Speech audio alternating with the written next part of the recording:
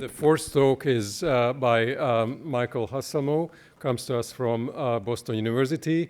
I discovered he actually doesn't have a PhD, which disturbed me, but then I found out that he has a D.Phil from Oxford, so that's good news. So he is, of course, very well known for his really interesting work on, especially on neuromodulators and computational work on understanding the entorhinal, hippocampal circuits, how memory is formed. And he really is working hard in asking biophysical questions, how ion channels play a role in coding, how specific synapses, synaptic plasticity properties are encoded, for example, during rhythmic activities like the theta rhythm. And he is also, I think, the one who is perhaps most out of the speakers really like forming computational hypotheses that then he really tests with experiments. And some of these computational models are motivated heavily by biophysical facts, and others are higher level. And he is very interesting how he can move between these two levels. He again is trained many people. Again, trained actually Lisa as well. He's widely known for his work, and he also wrote a very interesting book. If you want to buy it, I don't get a cut. So this is all just for your interest. It's really a true pleasure to have you here, Mike. I'm looking forward to your talk. Thanks very much. Thanks, Ivan, for inviting me and including me in this symposium, and also to Jay for including me. It's a lot of fun. I've really enjoyed the other talks, and it's marvelous to see the interaction of the research in the different labs. So I really followed the theme of the conference in terms of using space and time in my talk, and I tried to predict what the other speakers were going to talk about, and neither Jill nor Edvard really talked as much about time as I expected, but I actually refer a little bit to it. Edvard had it there, but he didn't have time to get to it. So just right up front, I wanted to thank the people that did the work that I'll be presenting. So I'll talk about work that was done by Jake Hinman in my laboratory, as well as Andy Alexander, and work done by Jennifer Robinson in collaboration with Mark Brandon. And then Mark is an alumnus, but I'll be talking about some of his work, as well as work that Ben Kraus and Caitlin Monahan did, and some modeling work done by Florian Raudies and Yue Liu. Lisa worked with me, but she was doing intracellular work, and I won't talk about that work. So this is just an overview. I'll talk about some data on neurons that code both time and space. And then I'll talk about mechanisms, potential mechanisms for coding of time. We don't have the final answers for that, but some potential mechanisms, as well as mechanisms for coding space, and particularly new work that hasn't been published yet on the influence of environmental boundaries. So as Ivan nicely mentioned, I have a book about modeling of episodic memory.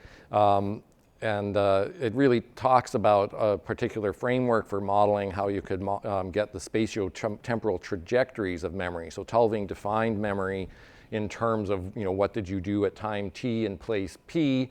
And in the book, I describe how you could potentially have a circuit through the hippocampus and entorhinal cortex that allows you to encode and retrieve particular trajectories. Just so you know, I'm using the cursor because they told me the laser pointer doesn't show up well on the video camera, so I'm trying to follow the instructions here, but it's a little bit slow, actually. But another important point about it is that the trajectories would not only be trajectories through space, but you can often have events where you're sitting in the same location as you're doing today, and you hopefully will have a very clear, distinct episodic memory of the different speakers today. And so you really need some way of discriminating different times. If somebody asks you what happened at the beginning of the symposium versus what happened at the end of the symposium, you can do that even though you've been in the same location the entire time. So just to kind of give the same summary that other people gave, of course, there's plenty of evidence that the hippocampus and entorhinal cortex and adjacent structures are involved in encoding of episodic memory, both from the lesion in patient HM, but also from fMRI studies of encoding activity in these structures. And this is The rodent system is a nice system for studying these structures because the hippocampus and entorhinal cortex are disproportionately large in the rodents relative to other structures, and so it makes it nice for doing the in vivo unit recording of the sort that's been used to discover the various different functional cell types that Edvard and others already summarized in their talks. And I'll actually talk about a lot of these different functional subtypes in the various components of the talk. So first I want to kind of hone in on this kind of the main theme of the symposium, which is the coding of space and time, and the fact that there are actually individual neurons that will simultaneously code both space and time. So I'm going to show you a video of cells that were referred to as time cells, but they actually are also coding place. So this is a video of a rat running on a spatial alternation test. This was actually a project that I did in collaboration with Howard Eichenbaum's lab with Ben Kraus as the senior author. And the colors that you see and the tones you hear are indicating different neurons recorded. So 3 different neurons, red coded by red, green, and blue. And you can see the rat is not really leaving the treadmill. It's running on this treadmill in the center of the spatial alternation task. But you can see that at different times during running, the different cell types or the different cells are firing. And then the rat goes and starts to do the spatial alternation. You could see the cell coded in red actually fires in a particular location on the maze as a play cell. Then it gets its reward, and then you'll see another firing here where the cell coded in blue is actually firing as a play cell. But then when it gets back on the treadmill, you can see the cell coded in red fires. Then the cell coded in green is firing during the middle of the period. And then the cell coded in blue is firing at the end of the period. And you can see the cells, the rat's location and direction is not changed during this period of running on the treadmill. And in relation to Jeff's talk, I want to point out this treadmill doesn't have features on the treadmill. So it's a featureless treadmill. So the animal doesn't have any indication on the treadmill surface to cue this firing. And the firing is relative to the start of each of these 16-second trials, not the particular portion of the treadmill that the rat is on. And you can see there's actually tiling across, similar to the play cell tiling that I think Jeff showed with the density around the reward locations. There's also tiling of different time intervals. So during this 16-second period of running, different neurons, if you sort them here according to what time interval they're coding, you can see they're coding a number of different time intervals. And this is actually a recurring theme now in the data. A large number of different groups have shown this type of coding across a range of intervals. But as you can see, for any given cell, if you line up all of the different trials, these 16-second trials, there's cells that are, this one cell here is reliably coding the beginning of the running period. This cell is reliably coding the middle of the running period, and this cell is reliably coding the end of the running period. So the same cells that are coding particular spatial locations are also coding time. Now using using endoscope that was developed by Mark Schnitzer here, this from Enscopics, Will Mao in Howard Eichenbaum's laboratory did experiments looking at the time cells with imaging in hippocampal region CA1, and you can see here it's plotted for just individual trials, but you'll see a repeating motif where there's a time cell firing up here on this trial, and then a time cell firing here, and then a time cell firing down here. And then on the next trial, this is all from a rat running on a treadmill. Here's again the time cell here, and then the time cell over here, and then the time cell down on the bottom. All right, so similar to the unit recording, the electrophysiological recording, the calcium imaging shows consistent firing for this particular unit, firing near the beginning of each trial, for this one firing near the end. And Will could then sort these large numbers of units according to what period during the 10-second interval they were coding. You can see there's actually a greater number density of cells coding the beginning of the running, and it actually progressively decreases in a very consistent manner to get fewer firing fields later on in the interval, but actually slightly wider firing fields. And the advantage of the imaging is that these were then lined up with each other over days, and so the same population of neurons, or at least many of the same neurons, could be sampled over many days, and you can see a similar coding across the different days by these neurons. But this has allowed us then to do what Jill Leutgeb's laboratory did, the Emily Mankin studies in 2012 and 2015, where they looked at correlations of the, in their case, neuronal activity of place cells in CA2 or CA3 or CA1. And we saw a similar, in this experiment, saw a similar decrease in correlation, in this case across different trials. So it was a shorter period than the many hours that they studied, but you see a gradual decrease in the correlation over time, which could then be the basis for forming an episodic representation that is distinct not only for times within a trial that could be coded by different neurons, but also by the correlation across the whole population, which decreases, suggesting that you have a change in representation between trials near the beginning of each day and trials near the end. And then Wilmau also looked at the correlation, in this case, the decoding error across days, and saw there was less decoding error for within a day versus for a 1-day interval versus a 2-day interval. So there's actually a progressive change in the population representation across days that could allow you, to allow the animal to retrieve episodic memories for different days, and that would be analogous to what might be necessary if you were going to remember where you parked your car today versus where you parked your car yesterday. So this is intriguing for potential mechanisms for episodic memory. Now, as Edward showed, of course, there's also grid cells in the medial entorhinal cortex. And this is just showing a video of a rat foraging in open field environment. This was a recording done by Caitlin Monahan in my lab, showing recording of a grid cell. But I'm only pointing this out because the question is, they're coding space, but are they similar to place cells in that they would also code the time of the running? So here is the similar sort of paradigm where we are, in this case, Ben Kraus was taking neurons that Mark Brandon had found and identified as grid cells, and then having the animal run on the same sort of treadmill task with the spatial alternation. And now this is a single grid cell that's being recorded, but you'll see that it actually fires at 3 different distinct times. So here's the start of a trial, fired right at the beginning, then it stops firing for a period of time, then it fires for a period of time, then it stops, then it starts firing again at the end of the trial. So here, this is similar to this cell. It's not the same cell, but it's similar to this cell in that it has multiple firing fields in a 2-dimensional open field environment. But as you can see from the movie, this similar cell fires at the beginning, doesn't fire, then fires again, then doesn't fire, then fires at the end. So even in the case where a cell that's identified as a grid cell in a 2-dimensional environment with different firing fields, when it's running on a treadmill in the same location with the same direction, shows distinct coding of different time intervals during that period of running. So again, the same cells can code both spatial location and time.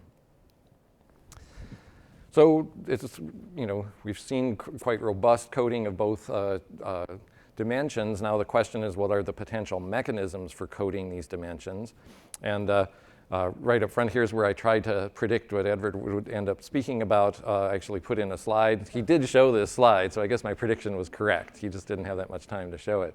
But so this is this interesting experiment that they published where they saw in a relatively long period of the animal foraging in environments with different colors, black environments or white environments, they would often observe neurons that would show an exponential decay of firing rate during the time of foraging within an individual environment. This is in lateral entorhinal cortex, in contrast to medial entorhinal cortex, which is where the grid cells have been described, as well as the time coding that I just showed you. But this is lateral entorhinal cortex where they show this interesting exponential decay. They also also saw cells that would reduce exponentially, or seem to show a fit with an exponential decay over a very long period of time. And this was really exciting for myself and for Mark Howard at Boston University, because it fits very well with the framework that Mark has been using at Boston University for many years, which is to have an assumption of an exponentially decaying representation of time that then is combined and can be used to generate time cell responses. So we had actually already done this model, and this is in a paper by Yue Liu, Zoran Tigaj, myself, and Mark Howard.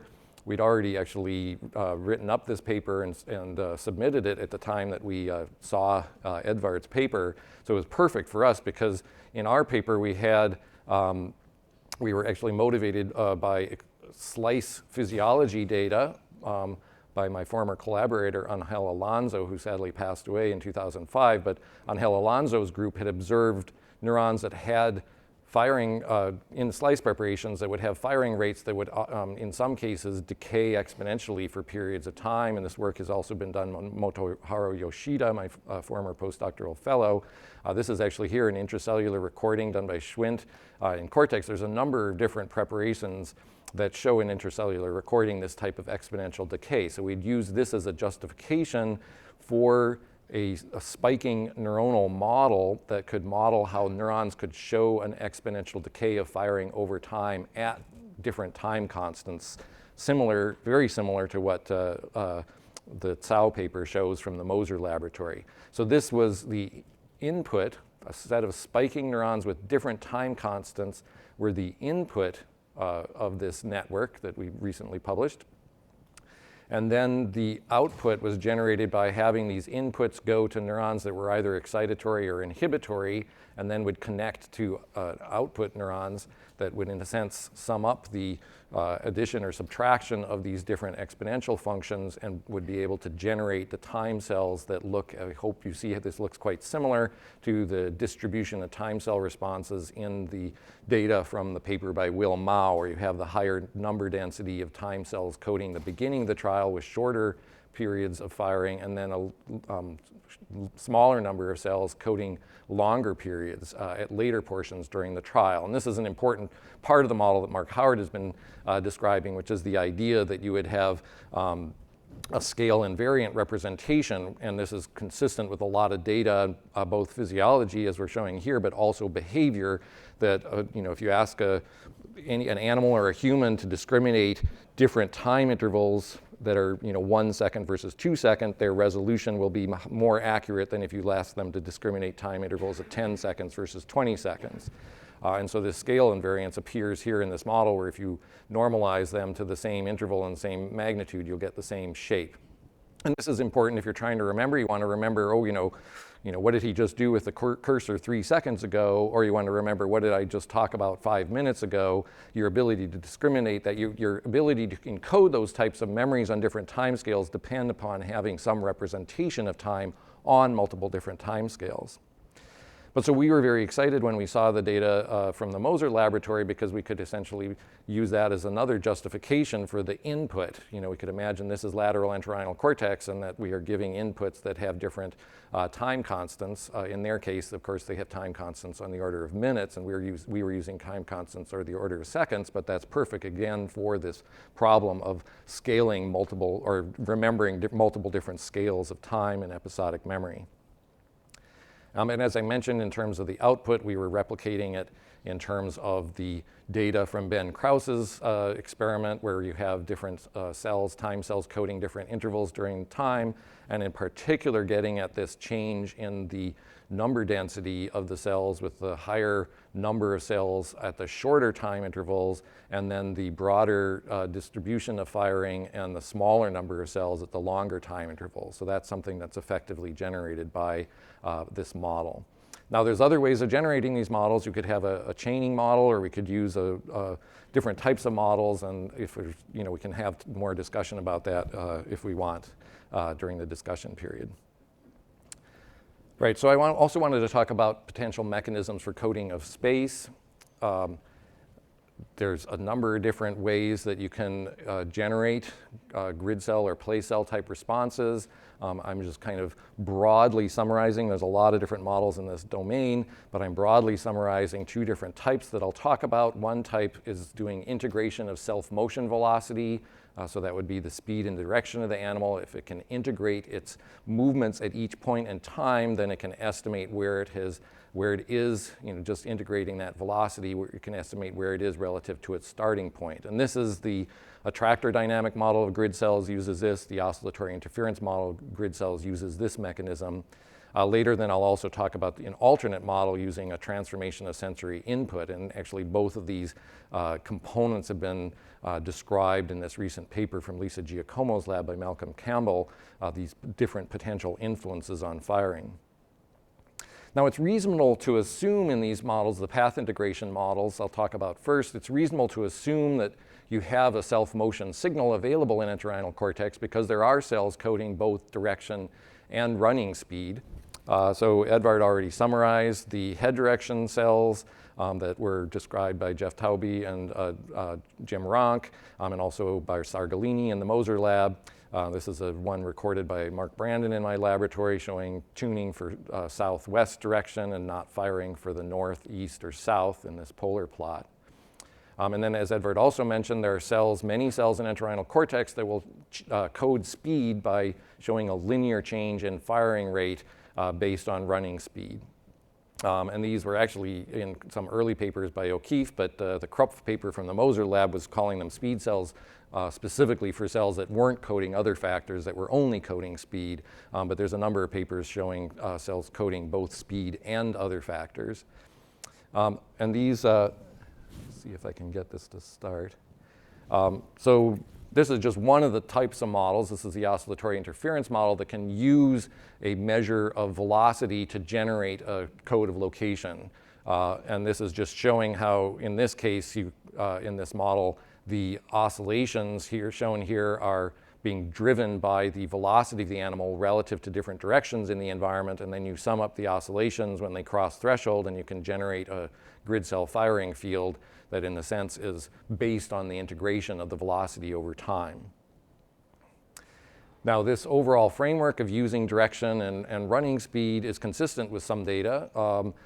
Jeff Taube's lab did inactivation of the anterior thalamus to block the head direction input to the entorhinal cortex, and showed that grid cells that they recorded in the entorhinal cortex in the baseline condition were essentially, they lost their spatial specificity when they inactivated the head direction cells, and then they recovered afterwards.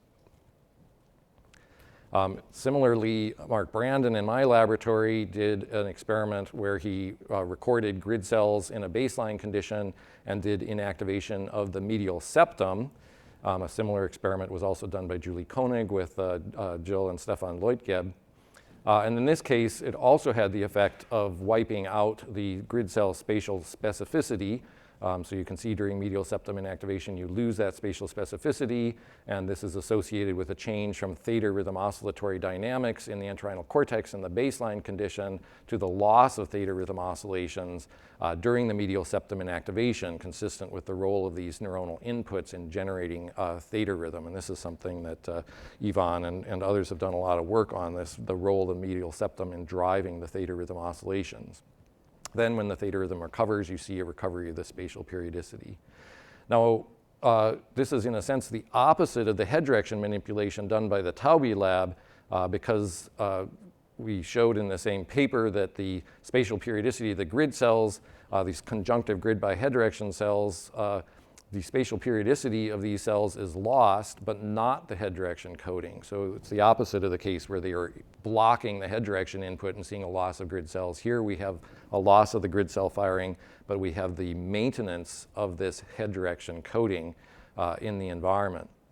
So the logical, or our first assumption actually was that we had wiped out the speed code coming into the entorhinal cortex. And one of the first things we did was to look at the speed coding by the different neurons. And nothing's ever simple, of course, and so we were disappointed to find that the speed coding wasn't lost. So I'm first going to show you just that there is speed coding in a number of different cell types. So the grid cells show linear changes in firing rate with running speed. The conjunctive grid by head direction cells show it, the head direction cells as well as the pure speed cells. And here they are all showing the firing rate change with running speed. Before I show you the results in the medial septum inactivation, I was going to show you that there's also a change in theta rhythmicity with the running speed. So if you do an autocorrelogram on the firing rate and shift the firing spiking relative to itself, it'll peak at 0, and then as you shift it, it'll peak again at 125 milliseconds, corresponding to a rhythmicity of about 8 hertz, and then it'll peak again at 250. So that's what's shown here. and with running speed, you actually get a narrower period between these peaks, indicating that the rhythmicity is shifting from about 8 hertz to slightly higher frequencies as the running speed increases. And this is also seen in all the different cell types. But so we looked at the effects during medial septum inactivation, and as you can see here, here's a cell that's showing a general coding of running speed, firing rate with running speed, and then we did medial septum inactivation, saw a loss of overall rhythmicity, and we actually see, in this case, and in many cells, a better coding of firing rate with running speed. So it isn't that the signal of running speed was lost. What we did see, though, was, of course, in some cases, a complete loss of the theta rhythmicity of the neurons, and which, of course, would prevent any kind of coding of running speed by rhythmicity. Or in this case, we actually saw a maintenance of some rhythmicity, but the coding of running speed by rhythmicity is perturbed. So here the rhythmicity is increasing in frequency with higher running speed. Here it's decreasing in frequency with higher running speed. So the rhythmicity representation has been perturbed, even though the firing rate code for speed is not perturbed. Now, of course, the question for many years since then was, well, what particular subpopulation of neurons in the medial septum is important for this influence on grid cells? And this is something that we've been working on for a number of years. Holger Dannenberg in my own laboratory was working on perturbing the cholinergic neurons. We haven't yet seen effects from that on the spatial coding, but Jennifer Robinson in Mark Brandon's laboratory did selective optogenetic inhibition of GABAergic neurons in the medial septum. So she did viral infusions of archaerodopsin and then could selectively inactivate the GABAergic neurons. And consistent with what I told you before about the overall medial septum inactivation, when she did the inactivation of the GABAergic neurons, she saw a loss of theta rhythmicity. So here's the field potential, the power spectra of the field potential. During the laser off periods, there's very strong 8 hertz rhythmicity, and then it's greatly reduced during the laser on period. And she's had now a number of grid cell recordings in baseline conditions where she has spatial periodicity of grid cells. Here's 2 different cells shown here and here. And then in the laser on condition, she actually sees a loss of the spatial periodicity of these grid cells in both of these cases. The one thing is that this was a 30-second laser on, 30-second laser off, and it apparently wasn't a long enough period for the cells to regain their grid cell periodicity during the laser off period. So somehow the network's getting perturbed strongly enough that the grid cells are not firing consistently throughout the period. But at least this implicates specifically the GABAergic input for the generation of the grid cell firing response. Now, I've just given you some data that's supportive of the idea of path integration being involved, but there's actually a number of potential problems with path integration, both for the attractor dynamic models that are doing path integration and the oscillatory interference model. One of these was in a number of the papers on the speed coding, which is that many of the neurons will actually show an exponentially saturating code of firing rate with running speed, where they'll code it for a period of time, but then they'll saturate.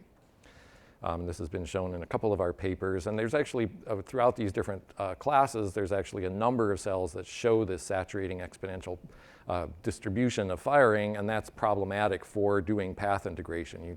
You're better off with a linear code of running speed.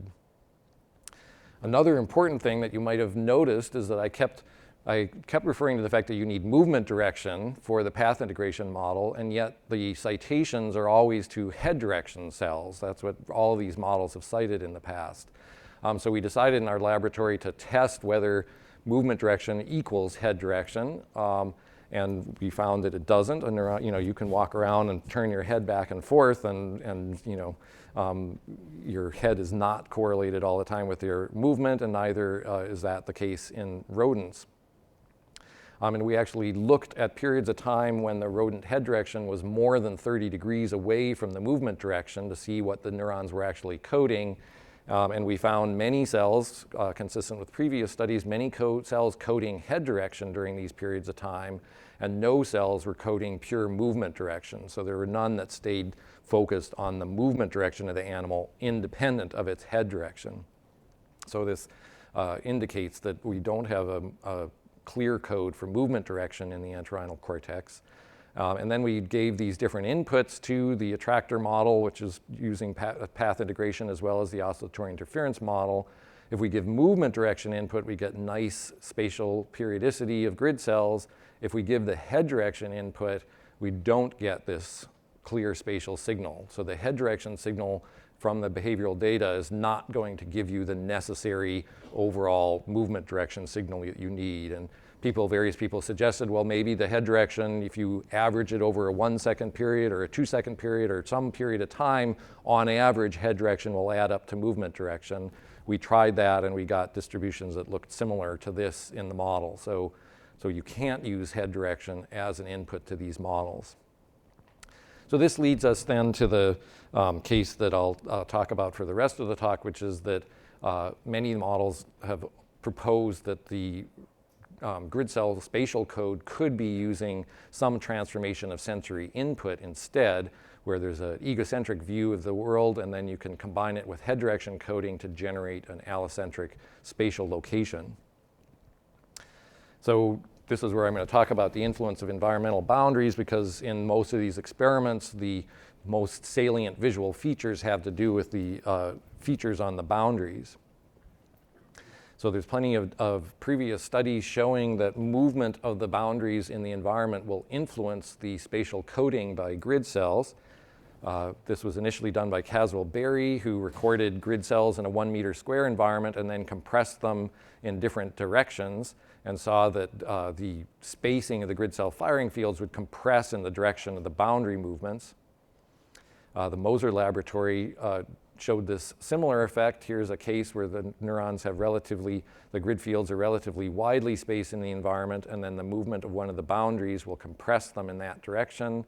Though they interestingly in this study saw that for narrow spacing between the firing fields, you don't get that compression effect. So we've modeled this this was work done with Florian Raudies, where we modeled how you could take an input like this, where you have features that are either on the ground plane giving you optic flow, or on the walls giving you the angle of particular features. And then we use this to model grid cells, the optic flow on the ground plane. We used a template matching technique developed by Perron. The visual features on the walls, we just took the feature angles on opposite walls to generate the particular distance for the grid cell models.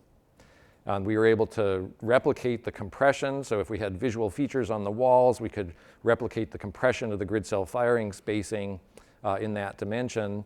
But we could also replicate the Moser lab data, showing that in some cases the narrower spacing would not be shifted by the walls if we modeled the generation of these grid cells based on optic flow from the ground plane. So this is showing, potential different visual influences on the grid cells. Now, in terms of the transformation to create the allocentric representation of space, Neil Burgess had published a paper in 2007 proposing that there might be a transformation from an egocentric view of the world that was combined with head direction cells in the retrosplenial cortex to generate what he called allocentric boundary cells, and that these could then drive place cells.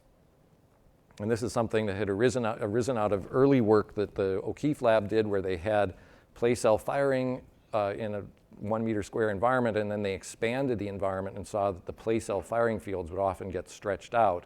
And based on this, Neil Burgess proposed these allocentric boundary vector cells that would respond to boundaries at a particular orientation relative to the environment.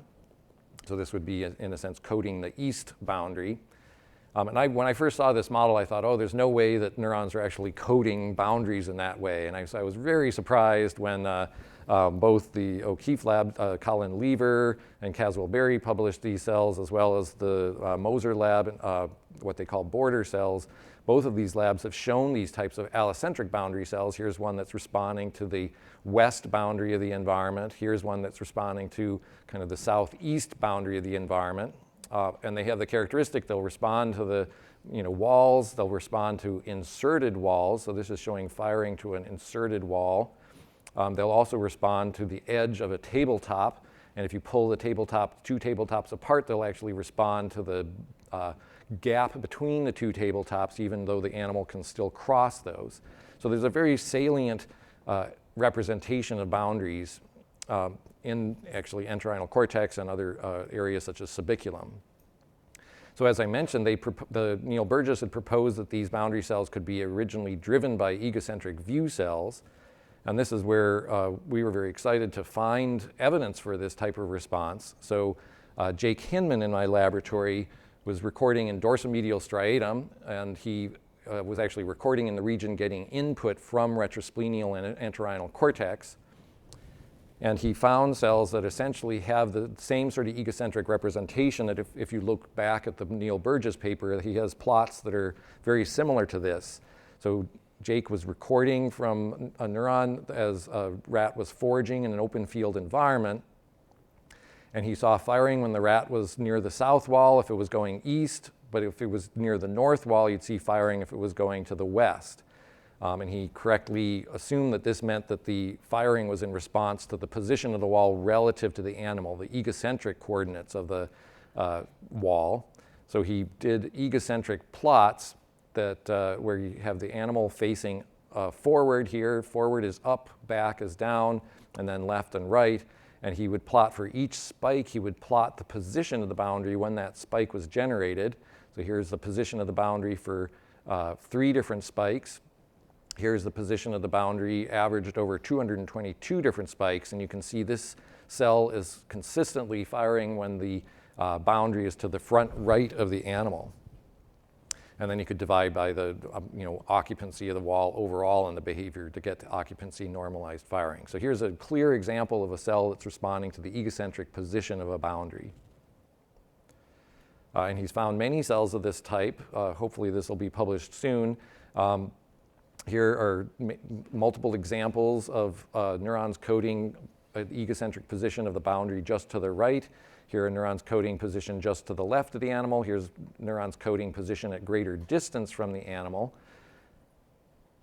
And so this is exactly what Neil Burgess had originally proposed. In fact, they even, as I mentioned, plotted it with the exact same format of egocentric coding that could be combined with head direction cells to generate the allocentric representation. But they had proposed that these cells would be appearing in retrosplenial cortex, or at least the transformation would be coded in retrosplenial cortex.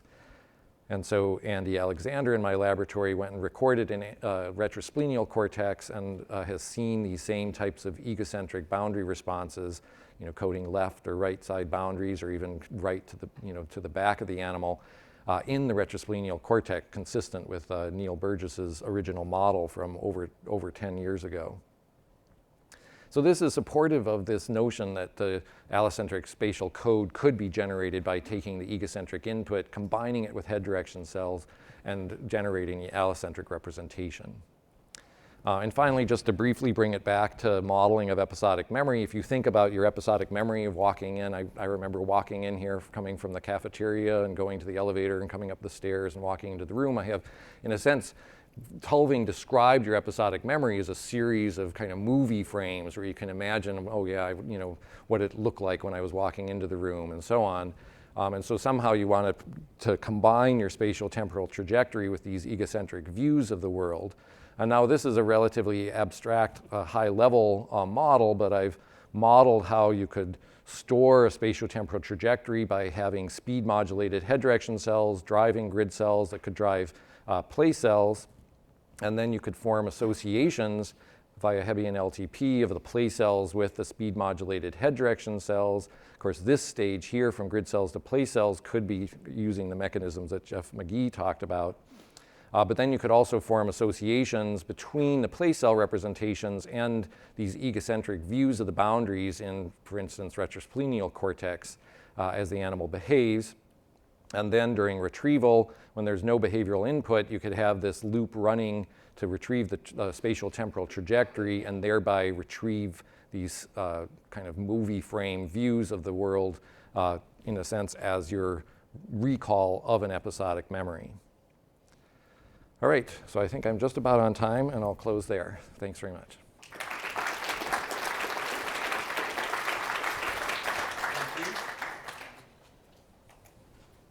Questions? There's one.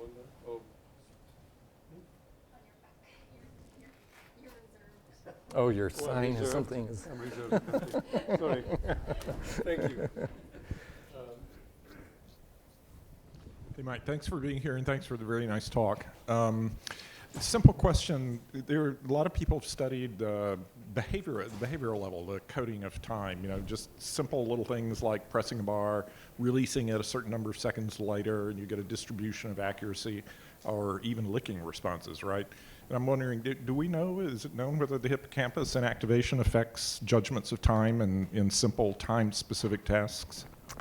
Yeah, actually, I mean, a lot of the work on that has focused on like Warren Meck has focused on striatum coding this. So it looks, I mean, rather than focusing on it being only hippocampus and entorhinal cortex for that type of timing behavior, instead I would argue that it seems like this temporal coding of intervals is a general brain-wide sort of phenomenon. Mark Howard has actually analyzed data from the striatum and seen the same sort of distribution of time cell responses with the number, density changing. He's analyzed it in data from prefrontal cortex in both rodents and in monkey prefrontal cortex from Earl Miller. So it does seem to be that this type of model could be a relatively general model for mechanisms of timing. And so I would argue that the hippocampus and entorhinal cortex is really more for timing in the context of episodic memory, which isn't usually being tested in those types of experiments.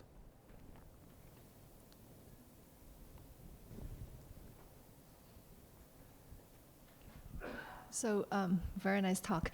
I was wondering, so our sense of time, most of the time is absolute, but sometimes it's relative. That's when we lose track of time, right?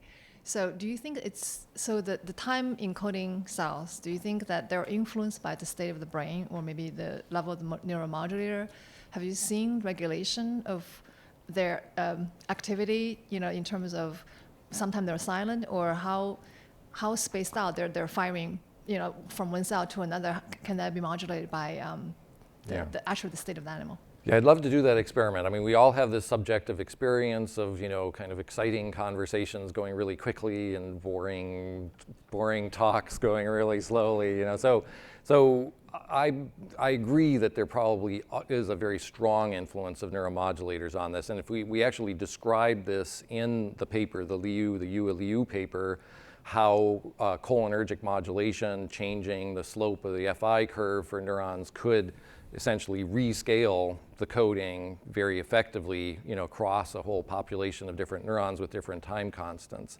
So we propose that, but it hasn't been tested. The experiments with Ben Kraus, we didn't do specific manipulations of neuromodulation, though I should point out the Peyton group in Lisbon actually did do experiments where they're doing dopaminergic modulation and did see changes in this subjective coding of time.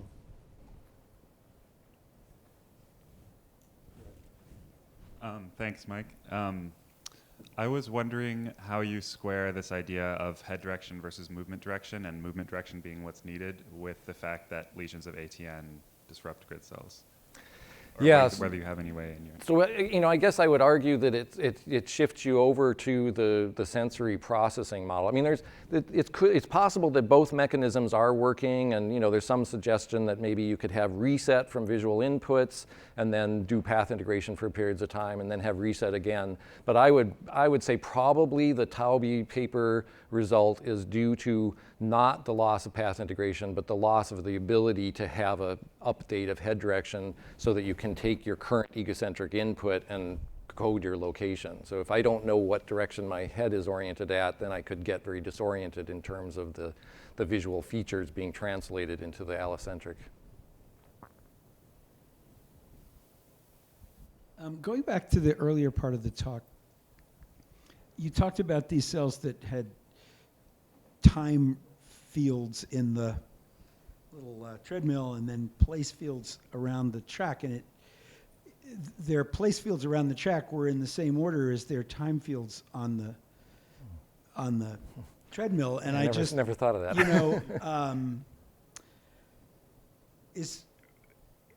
Is the animal replaying his future trajectory around the track? I mean, that was the thing that occurred to me when I saw that. Yeah. And I just wondered Yeah, that's a I great mean, idea. all these questions are all very interrelated, right?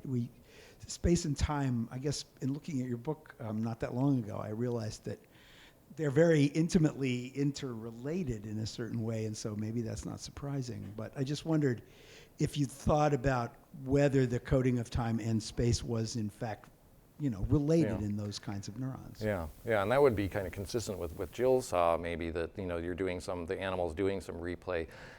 We didn't see that specifically, but I should mention that I showed examples of 3 cells that had both time fields and place fields, but not all the cells had that. There's plenty of place cells that don't have time fields and plenty of time cells that don't have place fields. So it may be that we just didn't have enough data to analyze that. One thing I should mention is, that the time cells have this tendency to spread out near the end of the interval, and we've actually been interested in whether or not that would happen with place cells, but the thing about place cells is they have kind of ongoing sensory update so that they could, in a sense, reset more accurately, whereas the time cells, they have this one salient stimulus at the start of the interval, and then they're, essentially coding subsequent time relative to that salient event.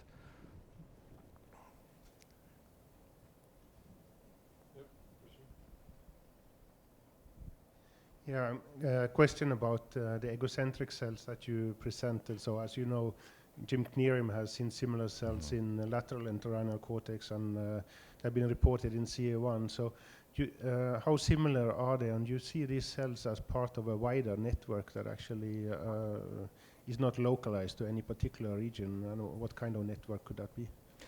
Yeah, I mean, that's certainly, I should have mentioned that Jim's study, he actually took a somewhat different perspective. Instead of, coding it in terms of the position of the barriers, they were coding it in terms of can the animal keep track of the center of the environment. But it is a very similar characteristic. And so I think it's perfectly reasonable that they're in lateral entorhinal cortex, in retrosplenial. The dorsal medial striatum response is probably due to inputs from entorhinal and retrosplenial.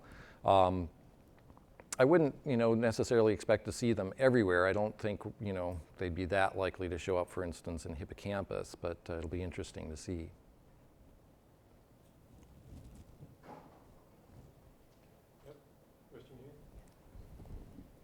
So I guess I was wondering why we want such a strong distinction between time cells and space cells, because you gave an example of how you could be in the same space, but at a different time. It doesn't seem like we can ever be in a different place at the same time, and you might think that they're just coding something like context, and sometimes the context is primarily determined by spatial cues and sometimes by temporal cues. So is there really like an in-principle distinction between the two ones? No, and in fact, that's something I should say. I didn't say it, but all of these different functional subtypes are really probably just different categories placed on a continuum of responses. And Lisa has a paper from her lab, Hardcastle et al., that specifically did analysis of the coding characteristics of neurons and saw all sorts of different combinations of responses. So, and in fact, we did a GLM analysis on I didn't show the slide, but on the time cells,